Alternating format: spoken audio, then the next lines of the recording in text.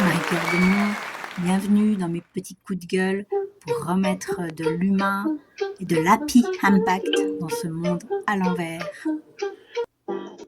Je ne suis pas normale, mon numéro 5. Je ne suis pas normale parce qu'enfant, alors que tout le monde offrait des dessins, faisait des petits dessins à ses parents, à ses frères et sœurs, moi j'offrais déjà des poèmes. À 10-12 ans, j'avais déjà écrit une centaine de poèmes. J'avais écrit aussi des petits livres d'aventure, une douzaine de petits livres d'aventure. Voilà. Et puis après, j'ai fait une anorexie à 15-16 ans parce que je voulais pas grandir, parce que j'avais déjà vu que le monde était absurde. Je voulais pas venir dans ce monde d'adultes. J'ai fait des études scientifiques, j'adorais les maths. Les maths, ça a toujours été un jeu pour moi. J'ai même été majeure de promo en maths sup. Mais plus tard, les gens, alors pas ma famille, mais les voisins, l'école ou dans les milieux professionnels, on me disait qu'être matheuse et poète, ce n'était pas possible. Je ne suis pas parfaite, mais j'ai essayé de m'adapter. Jusqu'au moment où on m'a ressorti que si j'écrivais, j'étais rêveuse et je ne pouvais donc pas être scientifique. Et alors je me suis souvenue, ce monde absurde, aux yeux de ce monde à l'envers, je ne suis pas normale.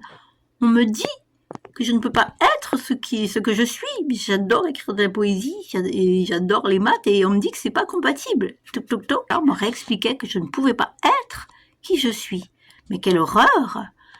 Et j'ai alors ressenti toute la douleur que d'autres discriminés pouvaient ressentir, comme les homosexuels par exemple, on l'a stigmatisé, on l'a dit qu'ils n'étaient pas normaux d'être qui ils sont.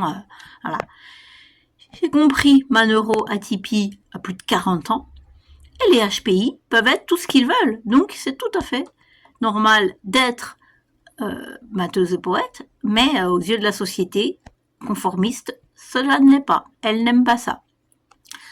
À présent que j'ai percé les mystères du bonheur, ou plus modestement de son fonctionnement et de son rôle pour les humains que nous sommes, je vous crie haut et fort de ne pas être autre chose que qui vous êtes, de ne pas vous laisser faire quand on veut vous faire rentrer dans un moule à votre insu. Et ok, je vous délivre ces shorts et aussi des podcasts sur ma chaîne YouTube Apicultrice 40, mais j'adore toujours écrire et résoudre les problèmes. Et à présent, je transforme même mes poèmes en chansons et je les distribue pour le bien, pour faire plaisir. J'adore.